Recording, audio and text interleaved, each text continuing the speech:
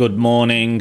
Welcome to Worry Free Wednesday. Write your worries in sand so that the winds of time can wash them away. It's Wednesday, 29th of July. I've got the wrong date on the slideshow there. Good morning to you. My name's Ahmed Khan. Fundamentals of Awesomeness, and also going out to the Level Up community, daily morning broadcast. And for this week and next week, I'm continuing on the theme, reading from the book Gifts of Imperfection by Brene. And we're going through the 10 guideposts for wholehearted living. And we're on Guidepost 3 today. Cultivate a resilient spirit. Let go of numbing and powerlessness. I have a couple of quotes for you and a video to play. Really great quote here. We cannot selectively numb emotions. When we numb the painful emotions, we also numb the positive emotions.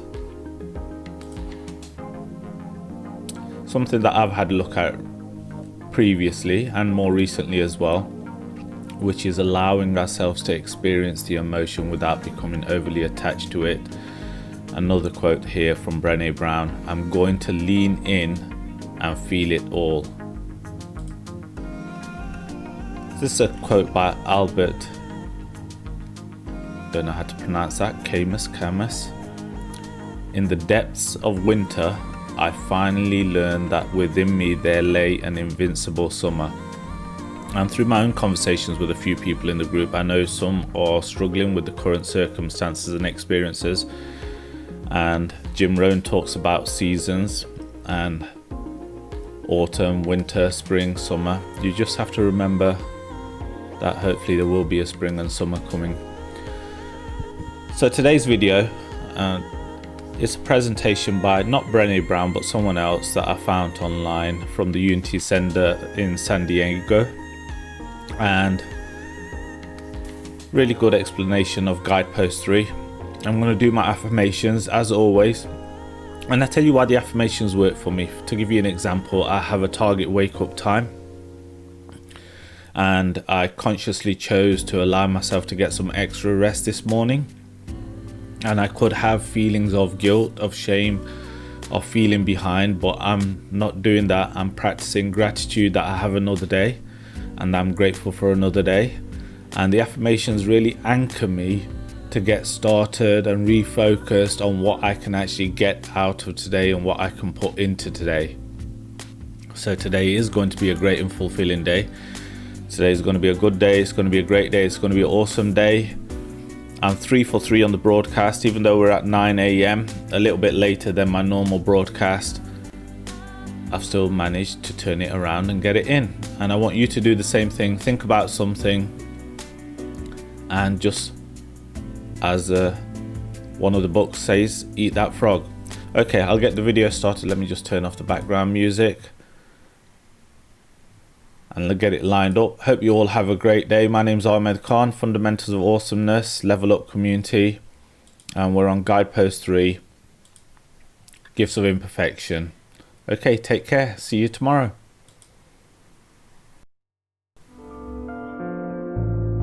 So we are looking at work from Brene in her best-selling book, The Gifts of Imperfection. And what she has done, as I think most of you know, is she has spent her life as a researcher trying to understand what goes into wholehearted living. And kind of by backing her way into it, I would say, through researching and understanding authenticity and shame and vulnerability.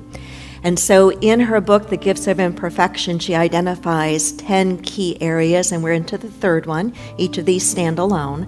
And this is the one that is all about developing and cultivating that resilient spirit. I like how she opens the chapter with this particular quote from Terry St. Cloud. She could never go back and make some of the details pretty. All she could do was move forward and make the whole beautiful. She could never go back and make some of the details pretty. All she could do was go forward and make the whole beautiful. And that is in part what resilience is. Resilience is faith in action. Resilience is our bounce back ability when life throws us a curve, when we are hit with something that we hadn't anticipated and that we didn't want.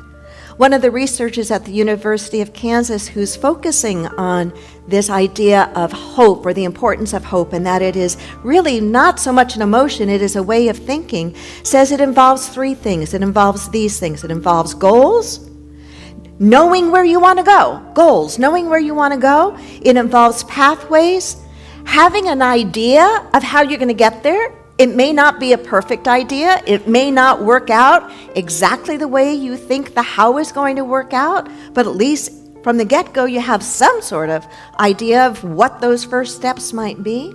And then thirdly is agency, the feeling somehow inside, I can do this. I can do this.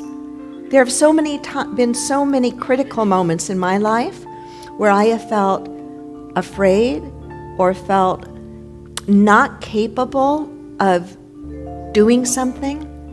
And it's because somebody close to me, often my husband, but not always, somebody close to me saying, but Wendy, I believe in you. Is spirituality a necessary component for resilience?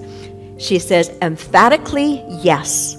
Feelings of hopelessness, fear, blame, pain, discomfort, vulnerability, and disconnection sabotage resilience. The only experience that seems broad and fierce enough, I like those words, broad and fierce enough, to combat a list like that is the belief that we're all in this together and that something greater than us has the capacity to bring love and compassion into our lives. Can I have an amen for that?